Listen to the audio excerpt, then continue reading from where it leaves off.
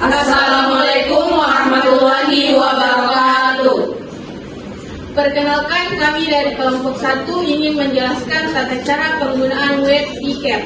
Sebelum itu, perkenalkan saya Andi Nurul Hairunisa dengan NIM 2403001. Saya Andi Rizdatulaisi dengan NIM 2403002. Saya Dede Cesaria Martins dengan NIM 2403003. Saya Afifah Alfia Alansari dengan NIM 2403004. Saya Apralia Divani Zikra dengan NIM 2403005. Saya Agnes Balina dengan NIM 2403006. Saya Ainil Azka dengan NIM 2403020. Saya Yunus Sabila dengan NIM 2403008. Saya Ainul Reza Fadila Aurida dengan NIM 2403009. Saya Aisyah Ramadhani dengan NIM 2403010. Saya Nida Tuharia dengan NIM 2403011. Saya Anissa Lesana dengan NIM 2403012. Saya Dewi Fistibleo dengan NIM 2403013. Saya Dewi Abdullah Kaso dengan NIM 2403014. Saya Desi Natalia Merdeka dengan NIM 2403015. Saya Destina Putri dengan NIM 2403016. Saya Fadila Harja dengan NIM 2403017. Saya Fadila TM dengan NIM 2403018. Saya Farah Abdulsalani dengan NIM 2403019. Saya Gita Ida Rizky Putri dengan NIM 2403020. Saya Ines dengan NIM 2403022. Saya Dwi Fitri Senalengkal dengan NIM 2403023.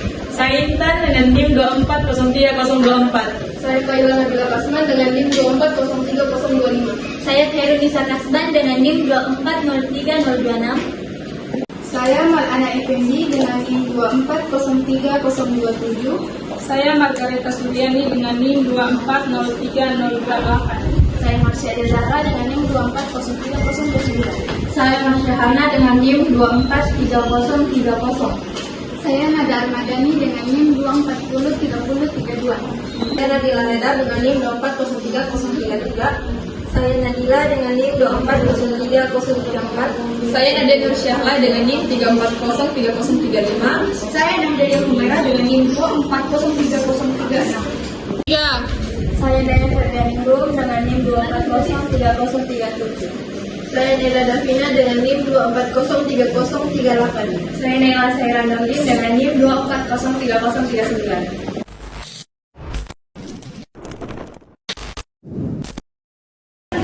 Baik, pertama-tama di sini saya akan menjelaskan apa sih itu Piker. Piker adalah aplikasi berbasis web dan mobile yang dikembangkan oleh BPJS Kesehatan yang digunakan untuk mempermudah pelayanan di fasilitas kesehatan tingkat pertama atau FKTP seperti di puskesmas, klinik, dan dokter praktik lainnya.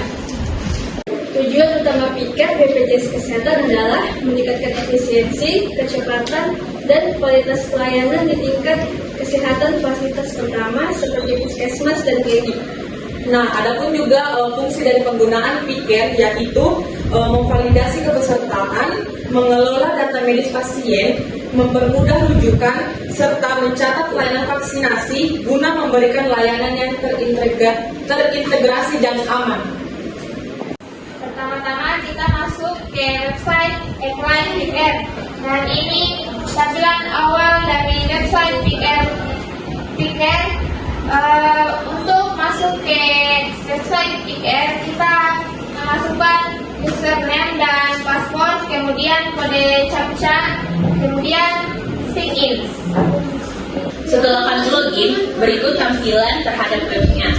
Pertama-tama, ketika ingin pendaftaran pasien, kita memilih tanggal terlebih dahulu.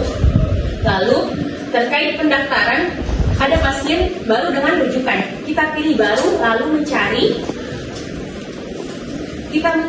Setelah itu, kita masukkan NIK, lalu mencari.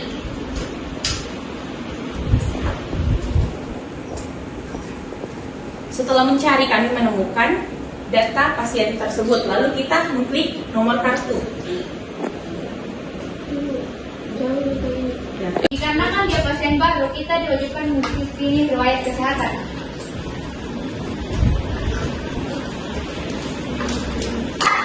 Nah, ini tampilan screening riwayat kesehatannya. Yang pertama, kita mengisi nomor induk kependudukan atau nomor BPJS. Setelah mengisi nomor induk kependudukan, kita isi tanggal lahir. Lalu kita mengisi kode captcha, klik cari peserta. Setelah itu kita klik setuju. Setelah itu akan muncul tampilan seperti ini. Kita wajib mengisi berat badan dan tinggi badan. Lalu klik selanjutnya. Nah, selanjutnya ada pula beberapa kategori untuk mengisi screening kesehatan. Pertanyaan pertama, apakah Anda pernah dinyatakan menderita penyakit hipertensi, tekanan darah tinggi, dan atau diabetes mellitus kencing manis? Jika dinyatakan tidak, boleh pencet tidak, atau kalau misalkan menderita, boleh pencet iya. Pertanyaan kedua, apakah Anda pernah dinyatakan menderita penyakit kardiovaskular seperti stroke, jantung, pembuluh darah, dan penyakit ginjal? Jika dinyatakan pernah, boleh pencet ya, dan jika tidak, boleh pencet tidak.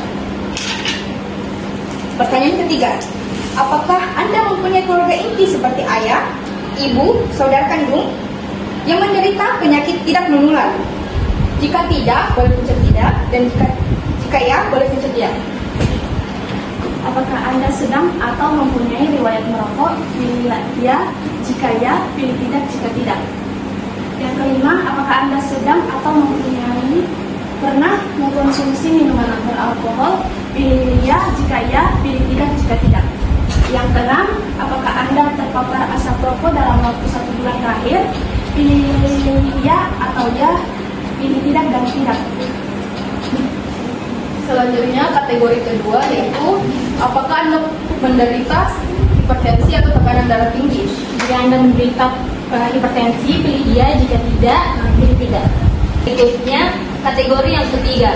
Yang pertama, apakah sering keluar cairan dari kuping susu, yaitu cairan selain air susu?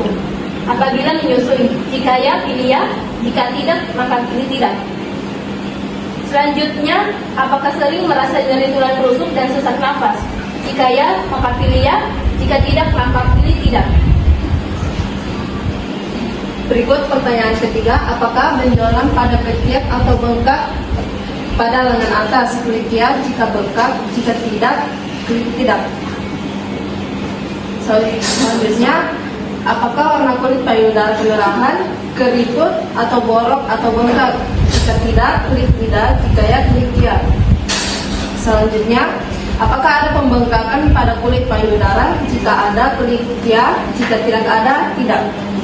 Selanjutnya di kategori keempat yaitu screening kanker serviks. Pertanyaannya, apakah pernah melakukan hubungan atau kontak seksual? Jika ya, boleh tekan ya, jika tidak, ditekan tidak. Selanjutnya kategori 5 yang pertama itu apakah keluarga inti, ayah, ibu, saudara kandung Anda pernah diagnosis dinyatakan oleh dokter menderita penyakit thalassemia atau menjalani transfusi darah rutin? Jika ya, pilih ya, jika tidak, pilih tidak. Yang kedua, apakah keluarga inti, ayah, ibu, saudara kandung Anda pernah diagnosis dinyatakan oleh dokter sebagai pembawa sifat thalassemia? Jika ya, pilih ya, jika tidak, pilih tidak. Selanjutnya kategori 6 dengan pertanyaan yang pertama, apakah Anda pernah memiliki riwayat kontak serumah dengan pasien atau penderita tuberkulosis? Jika ya, pilih iya, jika tidak, pilih tidak. Yang kedua, apakah Anda pernah dinyatakan menderita penyakit diabetes mellitus atau kencing manis? Jika ya, pilih ya, jika tidak, pilih tidak. Pertanyaan ketiga, apakah Anda penderita HIV atau OD/HIV? Jika ya, pilih ya, jika tidak, pilih tidak. Pertanyaan keempat, apakah Anda sedang mengalami batuk lebih dari 2 minggu? Jika ya, pilih ya, jika tidak, pilih tidak. Selanjutnya kategori ketujuh, apakah Anda pernah melakukan hubungan seksual berisiko tanpa pengaman atau kondom dengan pasangan yang tidak diketahui mengidap hepatitis B? Ketik ya jika ya, ketik tidak jika tidak. Selanjutnya pertanyaannya, apakah Anda ada riwayat menerima transfusi darah? Ketik ya jika ya, ketik tidak jika tidak. Pertanyaan selanjutnya, apakah Anda sedang atau memiliki riwayat menjalani cuci darah atau hemodialisa, ketik ya, jika ya, ketik tidak, jika tidak. Selanjutnya, apakah Anda pengguna riwayat pengguna narkotika, psikotropika, dan bahan adiktif lainnya, atau nafsa suntik, ketik ya, jika ya, ketik tidak, jika tidak. Pertanyaan selanjutnya, apakah Anda mengidap HIV positif, ketik ya, jika ya, ketik tidak, jika tidak. Pertanyaan selanjutnya, apakah Anda memiliki anggota keluarga inti, saudara, atau sekandung yang mengidap hepatitis B? Ketik ya jika ya, ketik tidak jika tidak. Selanjutnya, apakah Anda pernah memiliki riwayat pemeriksaan HBsAg dengan hasil reaktif atau positif? Ketik ya jika ya, ketik tidak jika tidak. Pertanyaan selanjutnya, apakah Anda saat ini hamil? Ketik ya jika ya, ketik tidak jika tidak. Selanjutnya kategori 8 yaitu screening hepatitis C. Pertanyaan yang pertama yaitu apakah Anda pernah melakukan hubungan seksual berisiko tanpa pengaman atau kondom dengan pasangan yang tidak diketahui mengidap hepatitis C? Pilih ya jika pernah dan pilih tidak jika tidak. Selanjutnya, apakah ada riwayat menerima transfusi darah? Pilih ya jika ya dan pilih tidak jika tidak. Selanjutnya, apakah Anda pengguna narkotika, psikotropika, dan bahan adiktif lainnya? Pilih ya jika ya dan pilih tidak jika tidak. Pertanyaan selanjutnya yaitu apakah Anda sedang atau memiliki riwayat cuci darah? Pilih ya jika ya, pilih tidak jika tidak. Pertanyaan selanjutnya yaitu apakah Anda mengidap HIV positif? Pilih ya jika ya, pilih tidak jika tidak. Kemudian, apakah ada riwayat mendapatkan pengobatan hepatitis C dan tidak sembuh? Pilih ya jika ya dan pilih tidak jika tidak. Nah, ini adalah hasil pengisian screen yang tadi. Setelah pengisian, kita harus memperhatikan info pelaksanaan, lalu kembali ke halaman utama. Yang pertama, kemudian kita mengisi jenis kunjungan pasien. Di sini ada 2 kunjungan, sakit dan sehat, kemudian perawatan, ada rawat jalan, inap, dan promotif preventif. Kemudian kita mengisi rawat jalan, ada poin kunjungan dan keluhan pasien. Kemudian di bawahnya kita mengisi pemeriksaan fisik dari pasien seperti tinggi badan, berat badan, tingkat perut, IMT. Kemudian di bawahnya lagi ada tekanan darah pasien. Setelah mengisi itu kita simpan pada bagian bawah sebelah kanan halaman. Setelah data pendaftaran berhasil disimpan, kemudian kita masuk ke tanggal pendaftaran pasien, kemudian kita ubah ke tanggal 14, kemudian kita refresh, dan di sini terdapat nama pasien dengan nomor antrian A1, kemudian kita entry data, kemudian masukkan tanggal pendaftaran yaitu tanggal 14, kemudian kita pilih poli umum, dan kita cari nomor antrian pendaftarannya.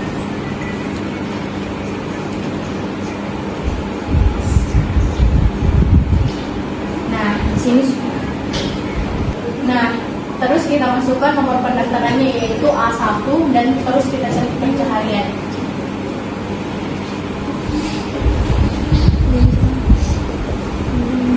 Kemudian di sini sudah ada data pasien, kemudian kita isi amnesanya, dan di sini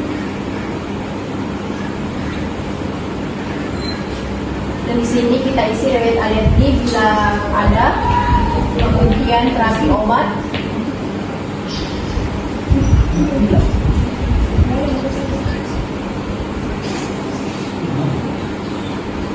dan terapi non obatnya juga.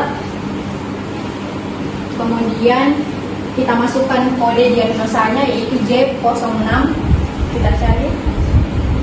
Nah, di sini kemudian suhu,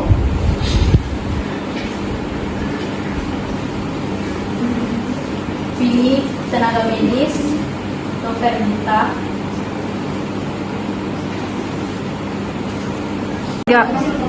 Kemudian status pulang jika pasien dirujuk, kita klik cari rujukan. Kemudian di sini kita pilih rujukan vertikal.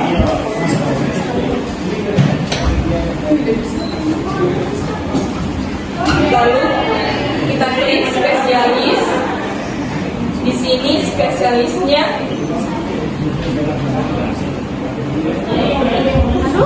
Tiga.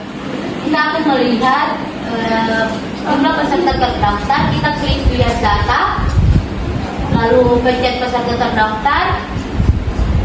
Terus ini adalah rekapitulasi peserta terdaftar dari bulan November sampai April 2026.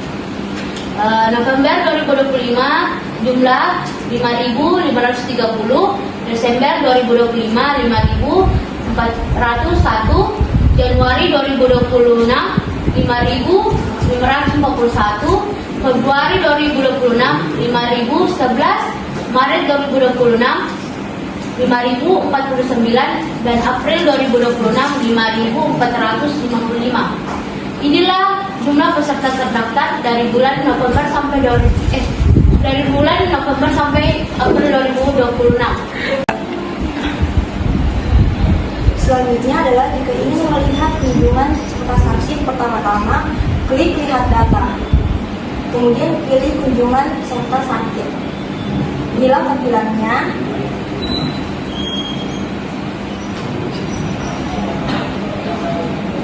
Oke, setelah itu klik bulan dan pilih bulan yang ingin dilihat, misalnya bulan Maret. Kemudian pilih tahunnya dan klik pencarian. Inilah list pasien pada bulan Maret.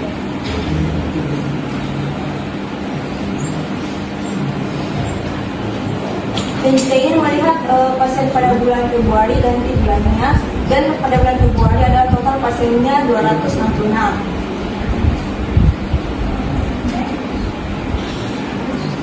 Tiga.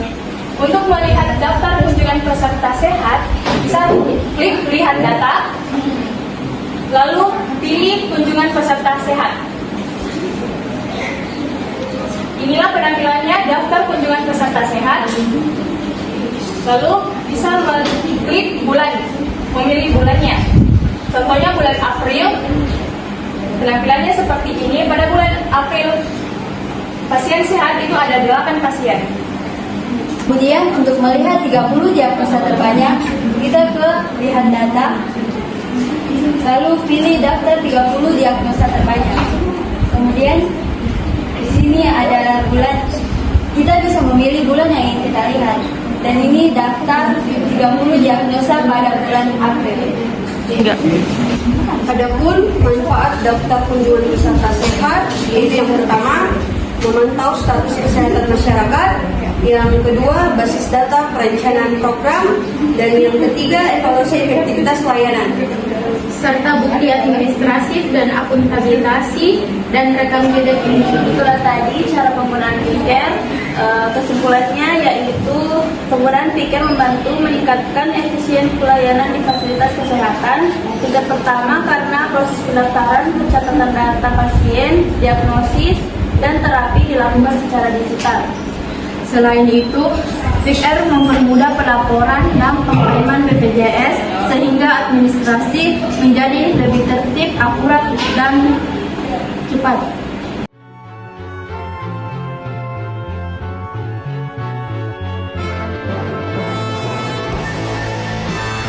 Tiga. Udah. Udah. Sekian video penjelasan dari kelompok kami. Apabila ada kesalahan, mohon dimaafkan. Wassalamualaikum warahmatullahi wabarakatuh.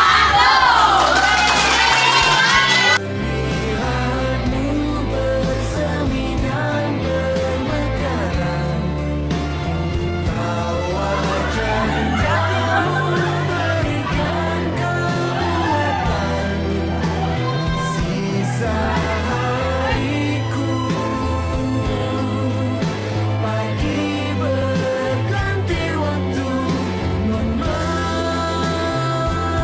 Tiba ang Few moments later.